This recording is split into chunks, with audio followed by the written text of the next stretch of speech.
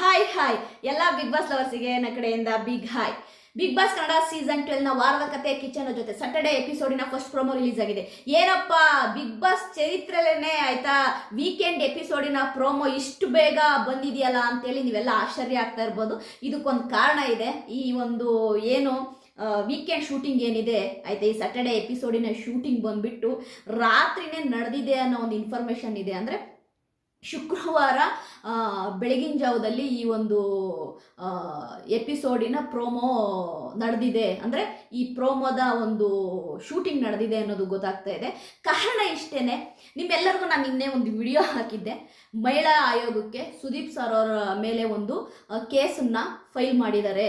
ಅಂದರೆ ಮಹಿಳಾ ಆಯೋಗದ ಅಧ್ಯಕ್ಷೆಯಾದಂತಹ ನಾಗಲಕ್ಷ್ಮಿ ಮ್ಯಾಮ್ಗೆ ಒಂದು ಕಂಪ್ಲೇಂಟ್ ಕೊಟ್ಟಿದ್ದಾರೆ ಅಂತ ನಿಮ್ಮೆಲ್ಲರಿಗೂ ನಾನು ಹೇಳಿದ್ದೆ. ಯಾಕೆ ಅಂತಂದರೆ, ಯಾಕೆ ಅಶ್ವಿನಿ ಗೌಡ ಏನೇ ಮಾತನಾಡಿದ್ರು ಕೂಡ ಸುದೀಪ್ ಸರ್ ಅವರು ಏನು ಹೇಳ್ತಾ ಇಲ್ಲ, ಅದನ್ನು ಸಿಂಪಲ್ ಆಗಿ ತುಂಬ ಆಯ್ತಾ ಕಾಮ್ ಅಂಡ್ ಕಂಪೋಸ್ಡಾಗಿ ಮುಗಿಸ್ತಾ ಇದ್ದಾರೆ. ಯಾಕೆ ಅಶ್ವಿನಿ ಗೌಡ ಅವರಿಗೆ ಜೋರಾಗಿ ಮಾತಾಡ್ತಾ ಇಲ್ಲ ಸುದೀಪ್ ಸರ್ ಅವರು? ಅದೇ ರಕ್ಷಿತನ ವಿಷಯಕ್ಕೆ ಬಂತಂದರೆ ರಕ್ತ ಕುದಿಯುತ್ತೆ, ಬಿಸಿ ಆಗುತ್ತೆ, ಹಾಗೆ ಹೀಗೆ ಏನೇನೆಲ್ಲ ಹೇಳಿದ್ರು. ಹೋದ ವಾರದಲ್ಲಿ ಆಯ್ತಾ ಎಷ್ಟು ಅವರು ಗರ್ಜಿಸಿದ್ರು. ಅದೇ ಅಶ್ವಿನಿ ಗೌಡ ವಿಷಯ ಬಂದಾಗ ಯಾಕೆ ಸುದೀಪ್ ಸರ್ ಅವರು ಆಯ್ತಾ ಪಾರ್ಶಾಲಿಟಿ ಮಾಡ್ತಾ ಇದ್ದಾರೆ ಅನ್ನೋದು ಒಂದು ಆಯೋಗಕ್ಕೆ ಕಂಪ್ಲೇಂಟ್ ಹೋಗಿತ್ತು. ಅದೇ ರೀತಿ ಏನು ಅಶ್ವಿನಿ ಗೌಡ ಅವರು ರಕ್ಷಿತನ ಬಗ್ಗೆ ಏನೆಲ್ಲ ಮಾತನಾಡಿದ್ರು ಅದನ್ನು ಕೂಡ ಮೆನ್ಷನ್ ಮಾಡಿ ಸುದೀಪ್ ಸರ್ ಅವ್ರ ಮೇಲೆ ಒಂದು ಆಯೋಗಕ್ಕೆ ಕೇಸ್ ಕೊಡಲಾಗಿತ್ತು.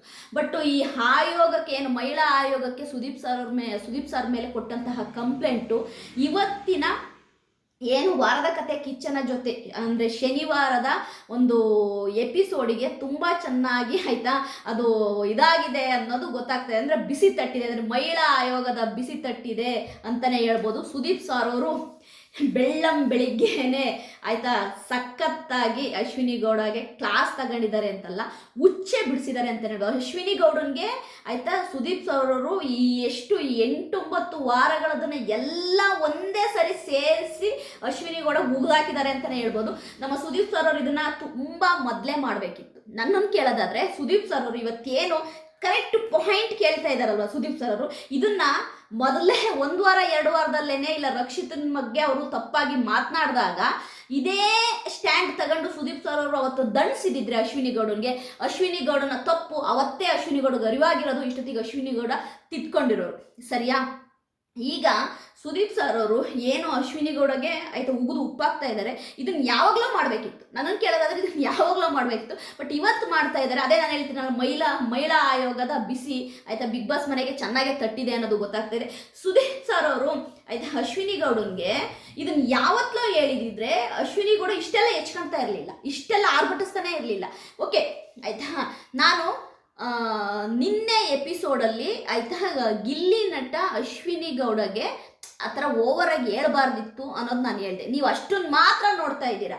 ಬಟ್ ಅದೇ ಗಿಲ್ಲಿ ನಟ ಹೋಗಿ ಅಶ್ವಿನಿ ಗೌಡಕ್ಕೆ ಸಾರಿ ಕೇಳಿದ್ರಲ್ಲ, ಅದನ್ನ ಯಾಕೆ ನೀವು ನೋಡಲಿಲ್ಲ? ನಾನು ಯಾವತ್ತೂ ಆಯಿತಾ ಒಬ್ರಿಗೆ ಸಪೋರ್ಟ್ ಮಾಡ್ತಿದ್ದೀನಿ ಅಂತಂದರೆ ಸಪೋರ್ಟ್ ಮಾಡ್ತೀನಿ. ಏನಾರು ಒಂದು ತಪ್ಪಿದ್ದಾಗ ಅದನ್ನು ತಪ್ಪು ಅಂತ ಹೇಳ್ತೀನಿ. ಒಂದೇ ದಿನಕ್ಕೆ ನೀವು ಆಯಿತಾ ಒಂದೇ ಒಂದು ವಿಡಿಯೋಕ್ಕೆ ನಾನು ಒಂದು ಗಿಲ್ಲಿಗೆ ಅದು ಮಾಡಿದ ತಪ್ಪು ಅಂದಿದ್ದಕ್ಕೆ ಆಯಿತಾ ನೀವು ನನ್ನ ಮೇಲೆ ಕಮೆಂಟಲ್ಲಿ ಅಷ್ಟೆಲ್ಲ ಹೇಳ್ತಾ ಇದ್ದೀರಲ್ಲ.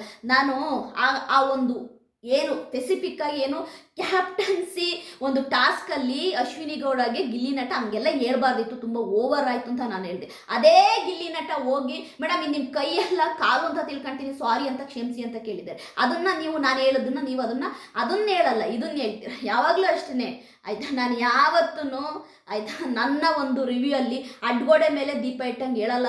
ನಾನು ಏನಿದ್ರು ಕರೆಕ್ಟಾಗೆ ಹೇಳೋದು. ಸರಿಯಾ? ನೀವು ಅದಕ್ಕೆ ನನ್ನನ್ನು ಆಯಿತಾ ಕಮೆಂಟಲ್ಲಿ ತಪ್ಪಾಗಿ ಮಾತನಾಡೋದಿದೆಯಲ್ಲ, ಅದು ನಿಜವಾಗ್ಲೂ ನನಗೆ ಇನ್ನೊಂದೇನು ಗೊತ್ತಾ, ನೀವು ಹಂಗೆ ತಪ್ಪಾಗಿ ಮಾತನಾಡ್ತೀರಾ ಅಂದರೆ ದಯವಿಟ್ಟು ನಾನು ಹೇಳ್ತಾ ಇದ್ದೀನಲ್ಲ, ನಾನು ವಿಡಿಯೋನೇ ನೋಡಬೇಡಿ ಆಯಿತಾ. ಅದು ನಾನು ಸ್ಪೆಸಿಫಿಕ್ಕಾಗಿ ಮೆನ್ಷನ್ ಮಾಡಿದ್ದೀನಿ. ಈ ಒಂದು ಎಪಿಸೋಡಲ್ಲಿ ಅಶ್ವಿನಿ ಗೌಡನ ಹತ್ರ ಗಿಲ್ಲಿ ನಟ ನಡ್ಕೊಂಡಿದ್ದು ಸ್ವಲ್ಪ ತಪ್ಪು ಆ ಎಪಿಸೋಡ್ ಅಂತಲೇ ಸ್ಪೆಸಿಫಿಕ್ಕಾಗಿ ಹೇಳಿದ್ದೀನಿ. ಬಟ್ ನೀವಾದರೆ ನಾನು ಇಷ್ಟೂ ದಿನ ಗಿಲ್ಲಿ ನಟನ ನಾನು ಸಪೋರ್ಟ್ ಮಾಡ್ಕೊಂಡು ಬಂದಿದ್ದನ್ನ ಒಂದು ವಿಡಿಯೋದಲ್ಲಿ ನಾನು ಜಡ್ಜ್ ಮಾಡಿದ್ರಲ್ಲ, ಅದು ನನಗೆ ತುಂಬ ಬೇಜಾರಾಯಿತು. ಓಕೆ, ಇಟ್ಸ್ ಓಕೆ ಆಯಿತಾ. ಈ ಒಂದು ಶನಿವಾರದ ಎಪಿಸೋಡ್ ಹೆಂಗಿರುತ್ತೆ ಅಂತ ನಿಮಗೆ ಕ್ಲಿಯರಾಗಿ ಹೇಳ್ಬಿಡ್ತೀನಿ. ಈ ಒಂದು ಎಪಿಸೋಡು ನಿಮಗೆ ಮುಕ್ಕಾಲು ವಾಸಿ ಎಪಿಸೋಡು ಅಶ್ವಿನಿ ಮೇಲೆ ಹೋಗುತ್ತೆ. ಮುಕ್ಕಾಲು ಎಪಿಸೋಡನ್ನ ನೀವು ಅಶ್ವಿನಿ ಗೌಡದ್ದೇನೆ ಈ ಸ್ಯಾಟರ್ಡೆ ವೀಕಲ್ಲಿ ಏನು ಸ್ಯಾಟರ್ಡೆ ಎಪಿಸೋಡಲ್ಲಿ ಪೂರ್ತಿ ಆಯಿತಾ, ಒಂದು 30 to 45 ಮಿನಿಟ್ಸು ನೀವು ಅಶ್ವಿನಿ ಗೌಡ ಸ್ಟೋರಿನೇ ನೋಡಬೇಕು, ಸರಿಯಾ. ಅಶ್ವಿನಿ ಗೌಡಗೆ ಡೇ ಒನ್ನಿಂದ ಅವ್ರು ಏನೇನು ತಪ್ಪು ಮಾಡಿದರೆ ಅದು ಎಲ್ಲವನ್ನು ಕೂಡ ಸುದೀಪ್ ಸರ್ ಅವರು ಹೇಳುವ ಒಂದು ಅಂದರೆ ಅರ್ಥ ಮಾಡ್ಸೋಕ್ಕೆ ಹೊರಟಿದ್ದಾರೆ. ಅಂದರೆ ಯಾರಿಗೆ, ಅಶ್ವಿನಿ ಗೌಡಗೆ. ಅಂದರೆ ನಾವು ನಿಮ್ಮನ್ನ ಕಂಟೆಸ್ಟೆಂಟ್ ಆಗಿ ನೋಡ್ತಾ ಇದ್ದೀವಿ ಅಶ್ವಿನಿ ಗೌಡ ಅವರೇ, ನೀವು ತಪ್ಪು ಮಾಡಿದಾಗ ನಿಮ್ಮನ್ನ ತಿದ್ದೋ ಕೆಲಸನ ನಾನು ತುಂಬ ಒಳ್ಳೆ ರೀತಿಲಿ ಮಾಡಿದ್ದೀನಿ.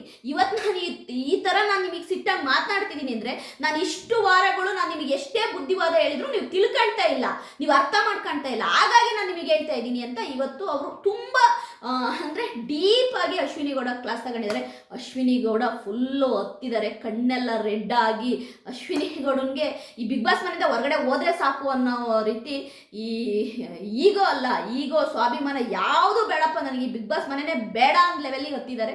ಇಲ್ಲಿ ನಾನು ಒಂದೇ ಹೇಳ್ತೀನಿ, ಅಶ್ವಿನಿ ಗೌಡ ಮರ್ಯಾದೆನ ಎಕ್ಸ್ಪೆಕ್ಟ್ ಮಾಡ್ತಾರಲ್ವಾ. ಈಗ ನಾನು ನೋಡಿ, ನಾನೀಗ ಒಬ್ಬರ ಹತ್ರ ರೆಸ್ಪೆಕ್ಟನ್ನ ಎಕ್ಸ್ಪೆಕ್ಟ್ ಮಾಡ್ತೀನಿ ಅಂದರೆ ಆಯ್ತಾ, ನಾನು ಅವರಿಗೆ ಮರ್ಯಾದೆ ಕೊಡಕ್ಕೆ ಇದು ಹಂಗೆ ಆಗೋದು, ಆಯ್ತಾ. ಗಿವ್ ರೆಸ್ಪೆಕ್ಟ್ ಟೇಕ್ ರೆಸ್ಪೆಕ್ಟ್ ಅಷ್ಟೇ. ನಾನು ಒಬ್ರಿಗೆ ಮರ್ಯಾದೆ ಕೊಟ್ಟರು ಅವ್ರು ನನಗೆ ಮರ್ಯಾದೆ ಕೊಡ್ತಾರೆ ಅಷ್ಟೇ. ಅಶ್ವಿನಿ ಗೌಡರು ಇದನ್ನೊಂದು ತಿಳ್ಕೊಂಡ್ಬಿಟ್ಟಿದ್ರೆ ಮುಗ್ದೇ ಹೋಗಿರೋದು. ಯಾಕೆಂದರೆ ಅಲ್ಲಿರುವಂಥ ಅಷ್ಟೂ ಕಂಟೆಸ್ಟೆಂಟ್ಗಳ ಮೇಲೆ ಎಗರಾಡತ್ತಿಗೆ ಅಶ್ವಿನಿ ಗೌಡವರು ಮರ್ಯಾದೆ ಇಲ್ಲದೇ ಮಾತಾಡ್ತಾರೆ. ಯಾಕೆ ಕಾವಿಗೂ ಹಂಗೆ ಮಾತಾಡಿದ್ದಾರೆ, ಸ್ಪಂದನಗೂ ಹಂಗೆ ಮಾತಾಡಿದ್ದಾರೆ, ಗಿಲ್ಲಿ ನಟನ್ಗೆ, ರಘು ಅವರಿಗೆ ಆಯ್ತಾ ತುಂಬ ಆಯ್ತಾ ಮರ್ಯಾದೆ ಇಲ್ದಂಗೆ ಮಾತನಾಡಿದ್ದಾರೆ. ಬಟ್ ಅವ್ರು ಮರ್ಯಾದೆ ಎಕ್ಸ್ಪೆಕ್ಟ್ ಮಾಡ್ತಾರೆ. ಇದು ಅಶ್ವಿನಿ ಗೌಡ ಅವರ ಒಂದು ಮೈನಸ್ ಅಂತ ಹೇಳ್ತೀನಿ. ಯಾಕೆಂದರೆ ನನಗೆ ಮರ್ಯಾದೆ ಕೊಡಿ ಕೊಡಿ ಕೊಡಿ ಅಂತ ಕೇಳೋದಕ್ಕಿಂತ ನಾನು ಎಷ್ಟು ಜನಕ್ಕೆ ಮರ್ಯಾದೆ ಕೊಟ್ಟಿದ್ದೀನಿ ಅನ್ನೋದನ್ನು ಅಶ್ವಿನಿ ಗೌಡ ತಿಳ್ಕೋಬೇಕು. ಇಲ್ಲಿ ಒಂದು ವಿಷಯ, ಯಾಕೆ ಸ್ಯಾಟರ್ಡೆ ಎಪಿಸೋಡು ಇಷ್ಟು ಬೇಗ ಶೂಟಿಂಗ್ ಆಯಿತು, ಇಷ್ಟು ಬೇಗ ಎಡಿಟಿಂಗ್ ಎಲ್ಲ ಮುಗಿಸಿ ಪ್ರೋಮೋ ಬಂದಿದೆ ಅಂದರೆ ಅದು ನಿಮ್ಗೆ ನಿನ್ನೆನೇ ಹೇಳ್ದಂಗೆ ಇದು ಏನೋ ಸುದೀಪ್ ಸರ್ ಅವ್ರ ಮೇಲೆ ಯಾವಾಗ ಕಂಪ್ಲೇಂಟ್ ಲಾಡ್ಜ್ ಆಗುತ್ತೆ ಮಹಿಳಾ ಆಯೋಗಕ್ಕೆ, ಇದು ಬೇರೆ ಥರನೇ ಒಂದು ಇದಾಗ್ಬಿಟ್ಟಿದೆ. ಅಂದರೆ ಇದು ಅನಿವಾರ್ಯತೆ. ಏಕೆಂದರೆ ಬೇಗ ಸುದೀಪ್ ಸರ್ ಅವರು ಈ ಶೂಟಿಂಗ್ ಮುಗಿಸಿ ಆ ಪ್ರೋಮೋ ಬರಲೇಬೇಕಿತ್ತು. ಏಕೆಂತಂದರೆ ಸುದೀಪ್ ಸರ್ ಅವರಿಗೆ ಯಾಕೆ ದಂಡಿಸ್ತಾ ಇಲ್ಲ, ಸುದೀಪ್ ಸರ್ ಅವರು ಯಾಕೆ ಅಶ್ವಿನಿ ಗೌಡರಿಗೆ ಏನೂ ಹೇಳ್ತಾ ಇಲ್ಲ, ಯಾಕೆ ಅಶ್ವಿನಿ ಗೌಡ ಪರ ನಿಂತಿದ್ದಾರೆ, ಸುದೀಪ್ ಸರ್ ಅವರು ಆಯ್ತಾ ಅಶ್ವಿನಿ ಗೌಡಿಗೆ ಸಪೋರ್ಟ್ ಮಾಡ್ತಿದ್ದಾರೆ ಅಂತ ಇದು ಡೇ ಒನ್ ಅಂದರೆ ಫಸ್ಟ್ನೇ ವೀಕಿಂದ ಇಲ್ಲಿ ತನಕ ಕೇಳ್ತಾನೆ ಬಂದಿತ್ತು. ಇದು ಪ್ರೇಕ್ಷಕರು, ಫ್ಯಾನ್ಸು, ಇಡೀ ಪಬ್ಲಿಕ್ ಕೂಡ ಹಂಗೆ ಹೇಳ್ತೈತಿ. ಯಾಕೆ ಸುದೀಪ್ ಸರ್ ಅವರು ಅಶ್ವಿನಿ ಗೌಡ ವಿರುದ್ಧ ಮಾತನಾಡಲ್ಲ, ಭಯನ ಅಶ್ವಿನಿ ಗೌಡ ಅವ್ರು ಕಂಡ್ರೆ ಹಾಗೆ ಹೀಗೆ ಅಂತೇಳಿ ತುಂಬ ಮಾತನಾಡ್ತಾ ಇದ್ರು. ಬಟ್ ಇವತ್ತು ಅದೆಲ್ಲದಕ್ಕೂ ಒಂದು ಪುಲಿ ಸ್ಟಾಪ್ ಇಟ್ಟಿದ್ದಾರೆ ನಮ್ಮ ಸುದೀಪ್ ಸರ್ ಅವರು. ಅಂದರೆ ನೋಡಮ್ಮ, ನೀನು ಮರ್ಯಾದೆಯಿಂದ ಆಯ್ತಾ ಎಲ್ಲರಿಗೂ ರೆಸ್ಪೆಕ್ಟ್ ಕೊಟ್ಕೊಂಡು ಬಿಗ್ ಬಾಸ್ ಮನೆಯಲ್ಲಿ ಇರೋದಾದರೆ ಇರು, ಡೋರ್ ಓಪನ್ ಆಗುತ್ತೆ, ನೀನು ಹಂಗೆ ಹೋಗ್ಬೇಕು ಅಂತಿದ್ರೆ ಡೋರ್ ಓಪನ್ ಮಾಡ್ತೀವಿ, ಹೋಗೋದಾದ್ರೆ ಹೋಗು ಅನ್ನೋ ಲೆಕ್ಕಕ್ಕೆ ಉಗಿದಿದ್ದಾರೆ ಅಂತಲೇ ಹೇಳ್ಬೋದು. ಇಲ್ಲಿ ಸುದೀಪ್ ಸರ್ ಅವರು ಆಯ್ತಾ ಅಶ್ವಿನಿ ಗೌಡ್ಗೆ ಬೈತಿದ್ದಾರೆ ಅಂತ ತಿಳ್ಕೊಂಡ್ರೆ ನಾನು ಅದನ್ನ ಬೈತಿದ್ದಾರೆ ಅಂತ ಹೇಳಲ್ಲ, ಬುದ್ಧಿವಾದ ಅಂತ ಅಂದ್ಕೊಂತಿದ್ದ. ಈಗ ಅವರು ತುಂಬ ಸ್ಮೂತಾಗೂ ಹೇಳಿ ನೋಡಿದ್ದಾರೆ ಸುದೀಪ್ ಸರ್ ಅವರು, ತುಂಬ ಆಯ್ತಾ ಬುದ್ಧಿನ ಹೇಳು ನೋಡಿದ್ದಾರೆ. ಅಂದರೆ ಹಿಂಗಲ್ಲ ಅಶ್ವಿನಿ ಗೌಡ, ನೀವು ಹಿಂಗೆ ತಿತ್ಕೋಬೇಕು ಹೇಳಿ ನೋಡಿದ್ದಾರೆ. ಬಟ್ ಹೆಂಗೆ ಹೇಳಿದ್ರು ತಿತ್ಕೊಳ್ಳಿಲ್ಲ ಅಂದಾಗ ಇದನ್ನ ಬೈದು ಬುದ್ಧಿ ಹೇಳ್ತಾ ಇದ್ದಾರೆ, ಉಗಿದು ಬುದ್ಧಿ ಹೇಳ್ತಿದ್ದಾರೆ ಅಂತಲೇ ಅಂದ್ಕೊಂತೀನಿ. ಯಾಕೆಂತಂದರೆ ಅವ್ರು ಇಷ್ಟೆಲ್ಲ ಉಗಿದು ಬುದ್ಧಿ ಹೇಳಿದ್ರು ಕೂಡ ಅಶ್ವಿನಿ ಗೌಡ ಇಲ್ಲ ನಾನು ಅದೇ ಮಾಡ್ತೀನಿ ಅಂತಂದರೆ ಖಂಡಿತವಾಗ್ಲೂ ಆಯ್ತಾ ಅಶ್ವಿನಿ ಗೌಡ ನಿಜವಾಗ್ಲೂ ಇದು ಬಿಗ್ ಬಾಸ್ ಮನೆಯಲ್ಲ, ಹೊರಗಡೆ ಕೂಡ ಅವರ ವ್ಯಕ್ತಿತ್ವ, ಹೊರಗಡೆನೂ ಕೂಡ ಅವ್ರ ವ್ಯಕ್ತಿತ್ವ ಫುಲ್ಲು ಆಯ್ತಾ. ನನಗನ್ಸೋ ಪ್ರಕಾರವಾಗಿ ಆಯ್ತಾ ಇವತ್ತು ಅಶ್ವಿನಿ ಗೌಡಗೆ ನಿಜವಾಗ್ಲೂ ಒಂಥರ ಮಾರಿ ಹಬ್ಬ ಅಂತಲೇ ತಿಳ್ಕೊಬೋದು. ಅಶ್ವಿನಿ ಗೌಡಗೆ ಸರಿಯಾಗಿ ಉಗಿದಾಕಿದ್ದಾರೆ ಸುದೀಪ್ ಸರ್ ಅವರು. ಇದನ್ನು ಯಾವತ್ತೋ ಮಾಡಿದಿದ್ರೆ ಚೆನ್ನಾಗಿರ್ತಾ ಇತ್ತು.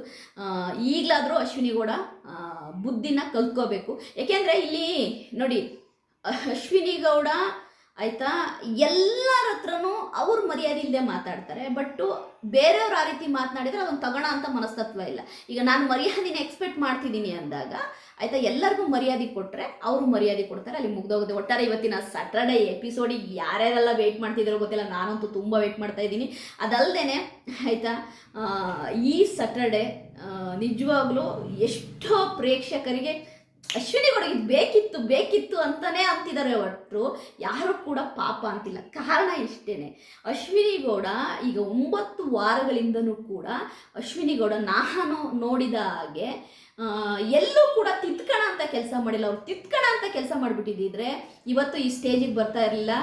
ನಿಜವಾಗ್ಲೂ ಅಶ್ವಿನಿ ಗೌಡನ್ಗೆ ಒಂಥರ ಹುಚ್ಚು ಬಿಡಿಸಿದ್ದಾರೆ ಅನ್ನೋದಕ್ಕಿಂತನೂ ಅಲ್ಲಿರುವಂಥ ಅಷ್ಟು ಕಂಟೆಸ್ಟೆಂಟ್ಗಳೇ ಸೈಲೆಂಟಾಗಿ ಹೋಗ್ಬೋದು. ಸುದೀಪ್ ಸರ್ ಅವ್ರು ಕಿರ್ಚಾಡೋದಕ್ಕೆ ಅಲ್ಲಿರೋ ಅಷ್ಟು ಕಂಟೆಸ್ಟೆಂಟ್ಗಳು ಸೈಲೆಂಟಾಗಿ ಹೋಗಿದ್ದಾರೆ ಅಂತಲೇ ಹೇಳ್ಬೋದು. ವಾರದ ಕತೆ ಕಿಚ್ಚನ ಜೊತೆ ಸ್ಯಾಟರ್ಡೆ ಎಪಿಸೋಡ್ನ ಯಾರು ಮಿಸ್ ಮಾಡ್ಕೋಬೇಡಿ. ಈ ಸ್ಯಾಟರ್ಡೆ ಎಪಿಸೋಡಿನ ಫಸ್ಟ್ ಪ್ರೋಮೋದ ರಿವ್ಯೂ ಇದು ರಿವ್ಯೂ ಅಂತ ಹೇಳೋದಕ್ಕಿಂತನೂ ಆಯಿತಾ, ಇದೊಂದು ನೀತಿ ಪಾಠ. ಅಂದರೆ ಕರ್ಮ ರಿಟರ್ನ್ಸ್ ಅಂತಾರಂತಲ್ಲ, ನಮ್ಮ ಅಂದರೆ ಕಾಲ ಎಲ್ಲರ ಕಾಲ ಎಳೆಯುತ್ತೆ. ನಮಗೂ ಆಯಿತಾ, ನಾವು ಅಂದ್ಕೊಳ್ತಾ ಇರ್ತೀವಿ ಆಯಿತಾ, ನಾವು ಮಾಡಿದ್ದೇ ಸರಿ ಅಂತ. ಒಂದು ಸರಿ ಆಯಿತಾ ಕರ್ಮ ಅನ್ನೋದು ರಿಟರ್ನ್ಸ್ ಆದರೆ ಆಯಿತಾ ಎಲ್ಲರ ಕಾಲ ಎಳೆಯುತ್ತೆ. ಆವಾಗ ನಮ್ಮ ಪರಿಸ್ಥಿತಿಯು ಕೂಡ ಅಶ್ವಿನಿ ಗೌಡ ಅವ್ರ ಪರಿಸ್ಥಿತಿನೇ ಆಗುತ್ತೆ. ನನ್ನ ಈ ವಿಡಿಯೋ ನಿಮಗೆ ಇಷ್ಟ ಆದರೆ ಲೈಕ್ ಮಾಡಿ, ಸಬ್ಸ್ಕ್ರೈಬ್ ಮಾಡಿ. ಬಾಯ್.